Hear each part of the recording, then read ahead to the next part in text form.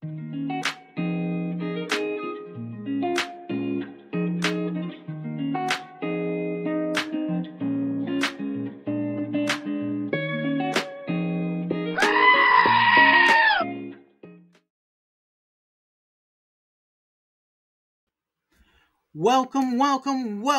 everybody. Me and Stu are here on a Memorial Day Monday.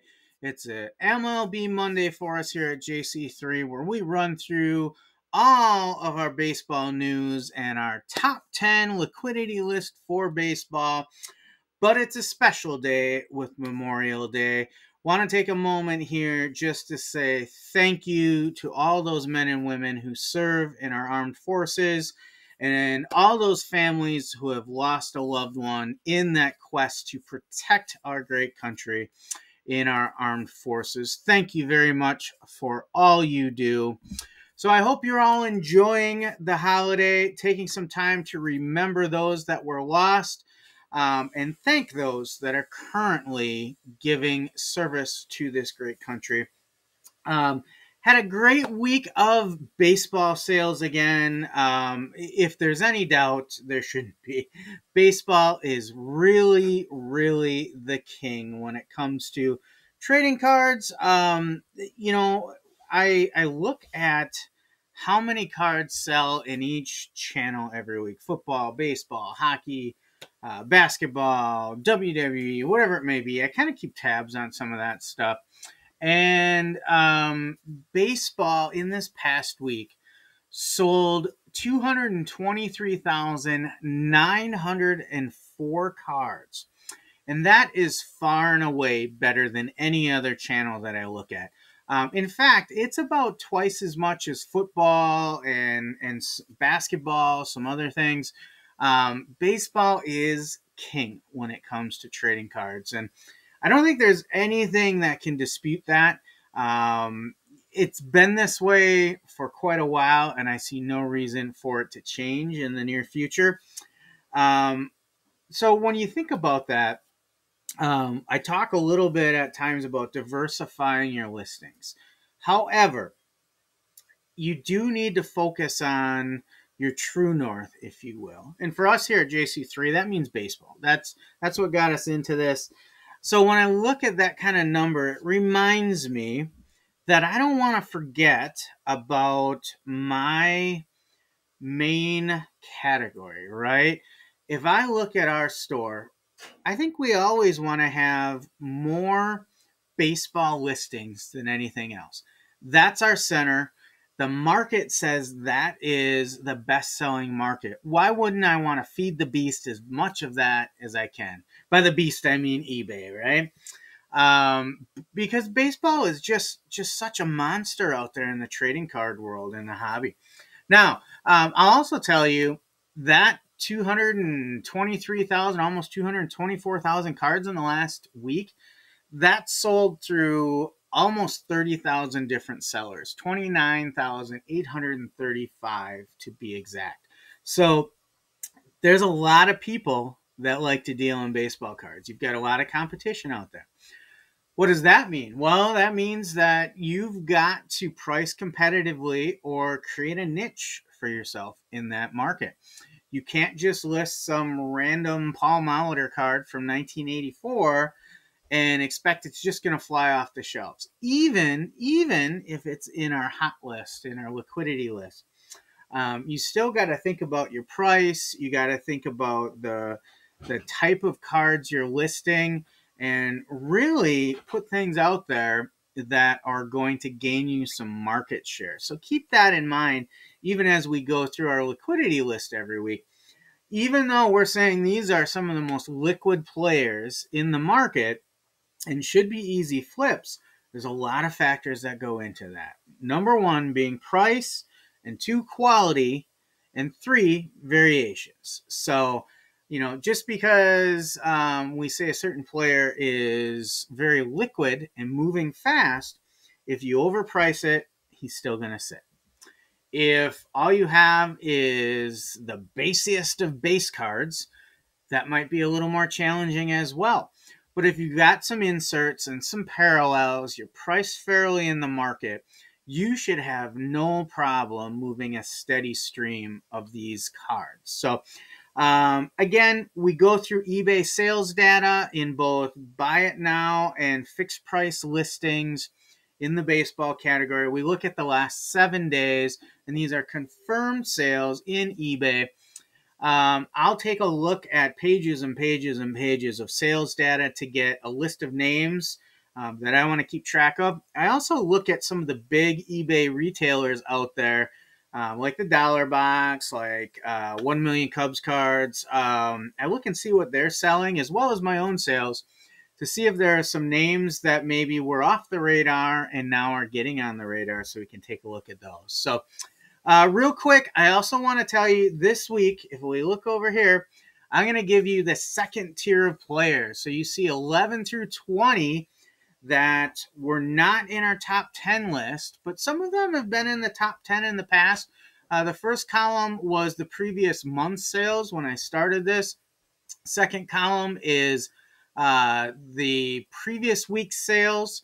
And then the third column is this past week's sales. So you can get an idea of who's just outside of the top 10, who maybe has fallen out, who maybe is on the verge of breaking in. So try to take a look at that as well. Gives you an idea. I also got a name in there that hasn't been on the list before. That's why you see the first two columns blank. Gives you an idea of who to be on the lookout for. All right. So there's our setup for the list this week. We are ready to reveal our top 10 and 10, the liquidity list for baseball. Have a look. We'll stop back in afterwards to see what we think.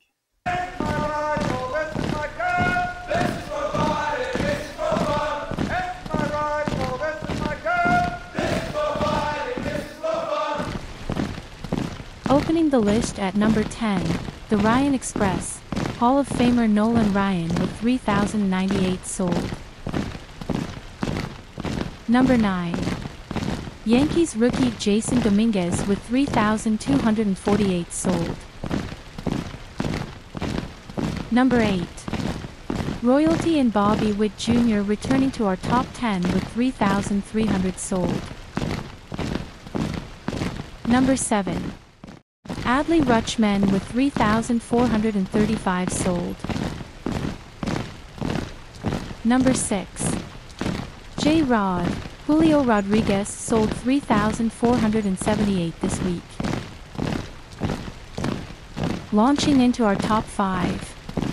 Icon Ken Griffey Jr. with 3,956 sold. At number 4. Mike Trout hangs tough at 5,174 cards sold. At number 3, Yankee slugger Aaron Judge with 5,702 cards sold. Holding solid at number 2, exciting Reds youngster Elly De La Cruz.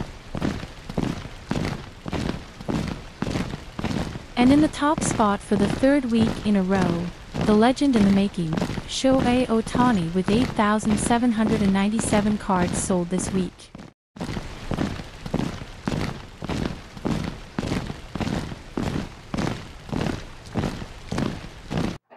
Welcome back. How did you like the list for this week? Not a ton of movement, but we did have one really big mover. Did you catch that? Paul Skeens, pitcher Paul Skeens, had a really, really huge fall out of the top 10. In fact, looking at my notes here, he dropped from number 3 all the way out of the top 10. And that was a regression of about 3,000 cards sold week over week.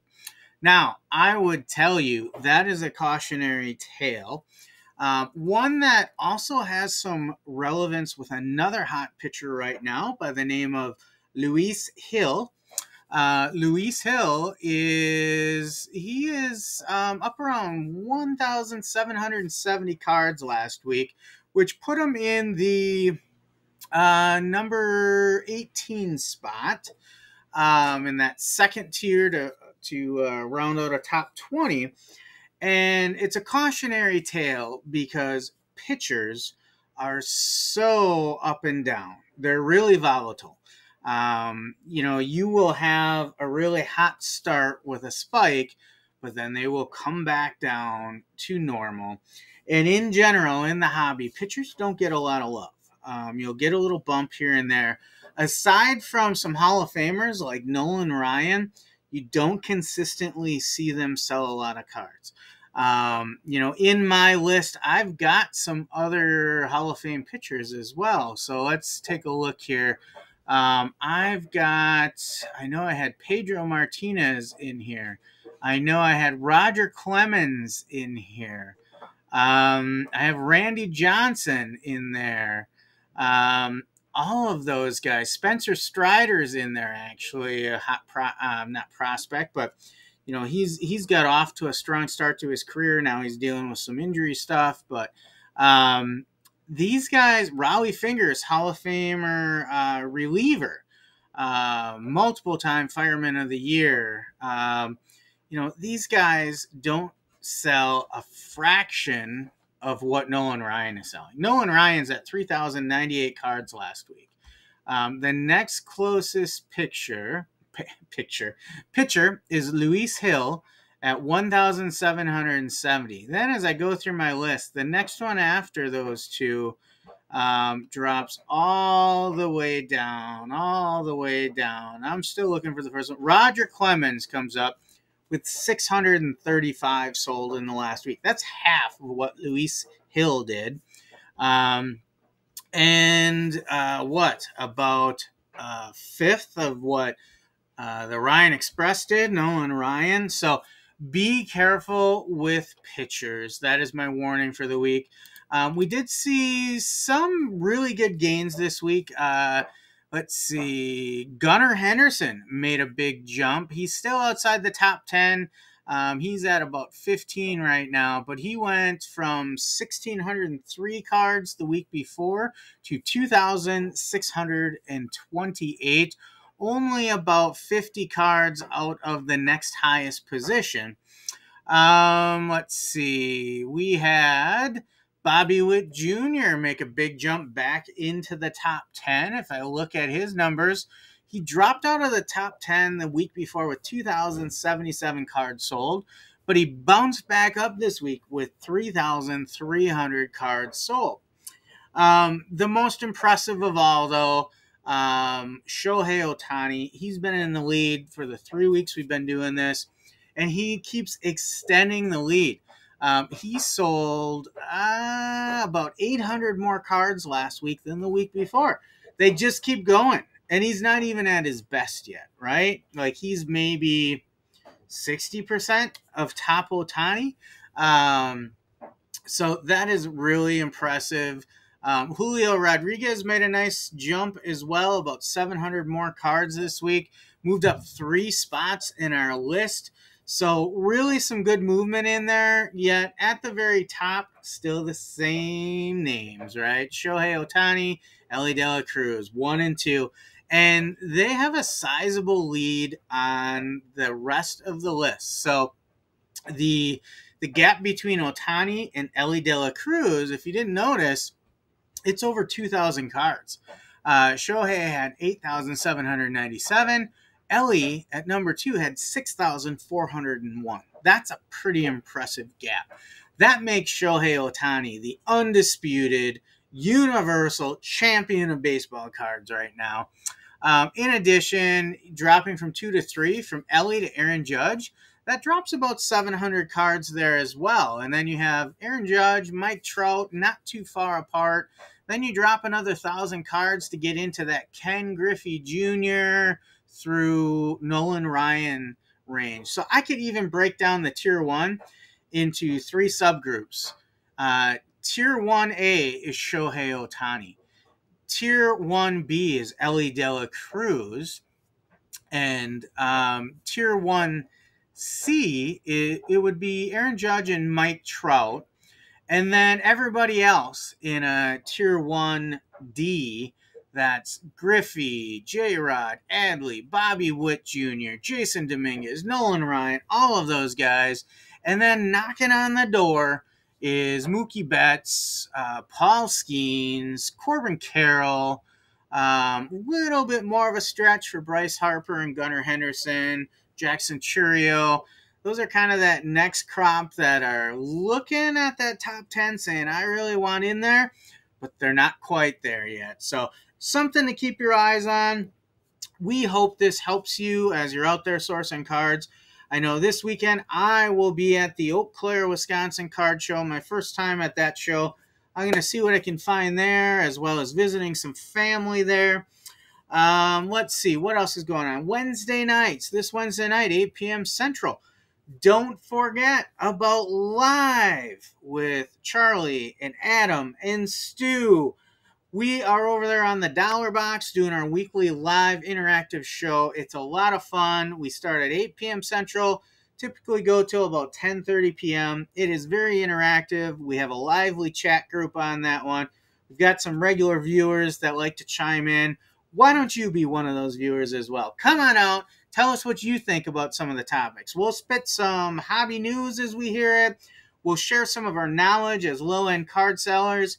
And then Stu always comes in. This guy comes in with a little nonsense every week, too, that makes it a lot of fun. So I hope you liked our list. Again, Memorial Day edition. Thank you to all those service members who make this great country free. We appreciate all you do. Thank you again. We hope you have a good week. Peace out. Take care of each other.